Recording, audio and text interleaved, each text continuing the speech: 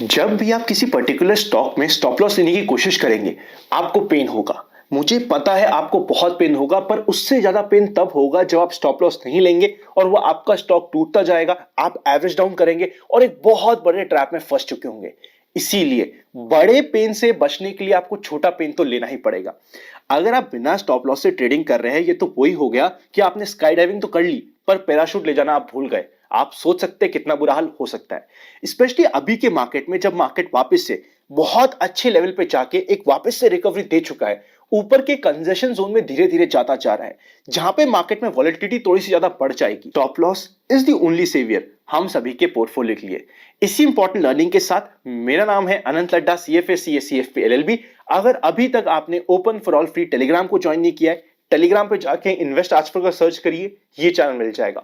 Fraud channel से बच के रहिएगा। ओरिजिनल पे 2 लाख से ज्यादा मेंबर्स आपको पार्ट मिल जाएंगे। चलिए शुरू करते हैं आज का पहला पार्ट, जिसका नाम है market today.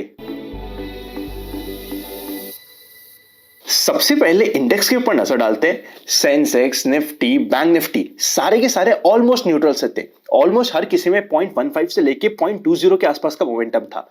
Mid cap index 0.61% positive था और IAF के 41 का इंडेक्स, जो आप सभी के साथ हमने शेयर किया था, टॉप 10 मोस्ट फोकस स्टॉक, वो आज के दिन भी 2.5% ज्यादा पॉजिटिव थे।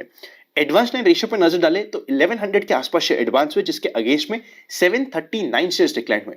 मार्केट फिर भी हेल्ड कर रहा था। ब्रॉडर मार्केट में वैसे ओवरऑल ओके था, पर पहली बार थोड़ी सी कमजोरी के साइन देखने को मिले। सेक्टर्स की बात करें तो हेल्थ केयर, फार्मा, जो काफी टाइम से काफी परेशान था, वहां पे थोड़ा सा बाउंस बैक आया। PSE, PSU bank, oil and gas, उसी के साथ साथ एनर्जी अच्छा परफॉर्म करे। ऑटो, जहां पे वापस से पेन स्टार्ट हो गया। ऑटो ने क्या हुआ था, बहुत ज्यादा एक्सट्रीम चले गया था। मीन रिवर्जन में बहुत अच्छा बाउंस बैक आया था, पर वो बाउंस बैक आने के बाद वापस से ऑटो में थोड़ी सी वीकनेस स्टार्ट हो रही है। एक बार वैसे भी कंजेशन जोन के पास जाते जा रहे हैं ऑटो के स्टॉक्स, ध्यान थोड़ा सा रख लीजिएगा।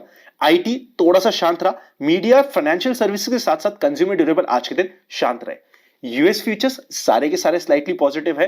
विक्स 25.34 पे है, कंफर्टेबल है। निफ्टी के मूवमेंट के ऊपर नजर डालें तो यहां पे ओपनिंग हुई थी गैप अप 16,528 के आसपास। हाई बनता है 16,694 का, और पूरे दिन देखिए, पहले के आधे घंटे को छोड़ दे तो पूरे दिन मार्केट परफेक्टली फ्राइडे के मूड में रहता है। फ्राइडे मतलब वेकेशन के मूड में, एक छोटी सी रेंज पे जिगजैग करता हुआ खत्म हो जाता है। क्लोजिंग होती है 16,630 की, स्ट्रॉन्ग क्लोजिंग है। कंपैरेटिवली काफी स्ट्रॉन्ग क्लोजिंग बोल सकते हैं। मार्केट ने बीच में थोड़ा सा नीचे भी गया था, पर towards the higher side closing दी है, और साथ ही साथ अपने एवरेज ट्रेडेड प्राइस से अच्छी क्लोजिंग दी है, जो मार्केट के लिए पॉजिटिव हो जाता है एटलीस्ट मंडे ओपनिंग के लिए। आज का लो था 16,470 का। इंपॉर्टेंट न्यूज की बात करें तो सबसे पहले जिंदल स्टील्स ने रिपोर्ट करे है वॉल्यूम सेल्स में इंक्रीज ऑलमोस्ट 5.9 लाख टन के आसपास जा चुकी है। 8% की इंक्रीज है ईयर ऑन ईयर बेसिस पे। साथ ही साथ Tata power EV station launch करने वाला है 18+ लोकेशन पे गुड़गांव के आसपास, जो एक पॉजिटिव चेंज हो जाता है एटलीस्ट बेटर फ्यूचर के लिए। चलते हैं नेक्स्ट सेक्शन पे, जिसका नाम है व्यूअर्स क्वेरी। पहली क्वेरी बहुत इंपॉर्टेंट है।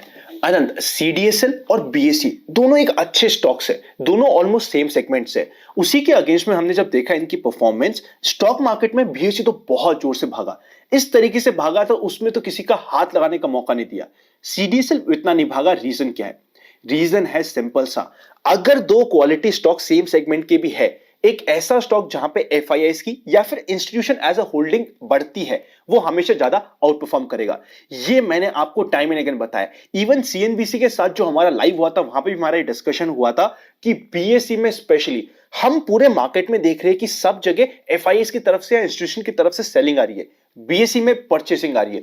कुछ तो चल रहा है BSE में। जब भी बिग पेयर बाय करने की कोशिश करता है, आपको और हमें पता चलता है। कारण हमें पता चलता है बाद में, पहले हमें दिख जाता है कि कोई बड़ा इंस्टीट्यूशन यहां पे बाइंग कर रहा है, जिसके बेसिस पे हमें इंपॉर्टेंट ये स्टॉक हो चुका था। नेक्स्ट इंपॉर्टेंट स्टॉक आता है TCS बायबैक। अगर मैंने मेरे ही 5-6 अकाउंट में, अलग अलग अकाउंट में थोड़े थोड़े शेयर्स ले रखे, तो क्या मैं अलग अलग अकाउंट से अप्लाई करता जाऊंगा और हर एक अकाउंट में मुझे इंडिविजुअल क्रिएटर बनने के लिए 54 शेयर से कम काउंट हो जाएंगे? ऐसा नहीं होता। एक नाम, एक पैन को कंसिडर किया जाता है, जिस तरीके से IPO में कंसिडर किया जाता है। जो रूल आप IPO में अप्लाई करते हैं ना, उसी को थोड़ा सा मॉडिफाई करके आप समझ लीजिए TCS में आपको अप्लाई करना है बायबैक के लिए। अगर मेरे नाम से मैंने 4 डीमैट खोल रखे और चारों में मिला के मेरे पास 200 शेयर्स है, तो मैं रिटेल कैटेगरी में नहीं आऊंगा। ध्यान रखिएगा इस पॉइंट को। चलते हैं नेक्स्ट सेक्शन पे जिसका नाम है general market trend. General market trend neutral में है। कल के वीडियो में मैंने कमेंट देखा कि आनंद अभी तो मार्केट ट्रेंड डाउन ट्रेंड में था, अब आपने न्यूट्रल में कैसे कर दिया? अरे भाई मैंने नहीं किया, जनरल मार्केट ट्रेंड में मार्केट की वजह से हमें न्यूट्रल में जाना पड़ा। अब अगर मार्केट एक बॉटम बना के फॉलो थ्रू दे देगा, न्यूट्रल में चले जाएगा, तो क्या मैं अननेसेसरी डाउन ट्रेंड में बना रहूं? ऑब्वियसली नहीं। मार्केट बदलेगा तो हमें बदलना पड़ेगा और यही तो मैं आपको समझाने की कोशिश कर रहा हूं। पर हां, एट द सेम टाइम मैंने आपको यह भी बताया जिस समय मार्केट 15,600, 700, 800 की रेंज पे चले गया था, रिस्क टू रिवॉर्ड रेशियो बहुत फेवरेबल था। मतलब ऐसा फेवरेबल था कि मैंने पर्सनली भी तीन स्मॉल केसेस शेयर कर दिए इवन आफ्टर नोइंग कि मार्केट ट्रेंड डाउन ट्रेंड में है। वहां पे बहुत फेवरेबल था। अब मार्केट ने वहां से ऑलमोस्ट 900 से 1000 पॉइंट की रैली दे दी है। अब जिस लेवल में मार्केट है वहां पे थोड़ा सा कंजेशन होना, वापस से मार्केट कंफ्यूज होना इज बट ऑब्वियस। इसलिए अब मैं यहां पे इतना एग्रेसिव नहीं हो सकता क्योंकि इतनी बड़ी अपॉर्चुनिटी नहीं बढ़ी है। ध्यान रखिएगा इस पॉइंट को। चलते हैं नेक्स्ट सेक्शन पे जिसका नाम है एक्सपेक्टेशंस फ्रॉम टुमारोज मार्केट। अगर हम बात करें कॉल के हाईएस्ट ओपन इंटरेस्ट की, 18,000 highest open interest, 17,000 second highest open interest, 17,500 third highest open interest. Major resistance 17,000 का होने वाला है। सपोर्ट की बात करें तो पुट का highest open interest 16,000, second highest open interest 16,500 and third highest open interest 15,500 पे। मेजर सपोर्ट हमें मिलेगा 16,200 से लेके 300 की रेंज। सबसे पहले आप निफ्टी का चार्ट चेकआउट कीजिए। मार्केट ने बहुत अच्छा रिटर्न दिया, बाउंस बैक दिया। वहां पे 16,800 के पास जाके जो मार्केट का 200 डे मूविंग एवरेज भी था और मेजर रेजिस्टेंस जोन था, वहां पे मार्केट ने 2 दिन बिता दिए। मंडे को होता है 2.5 दिन, या तो 2.5 दिन में उस लेवल को क्रॉस करके एकदम ऊपर सस्टेन हो जाए, वरना यहां से थोड़े बहुत रिवर्सल के चांस बने रहेंगे।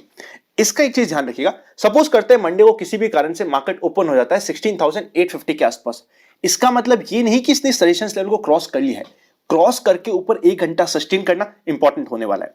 साथ ही साथ मैं आप सभी के सामने 15 मिनट्स का चार्ट भी प्रेजेंट कर रहा हूं, इधर चेकआउट करेगा। पिछले 5 दिन का चार्ट है।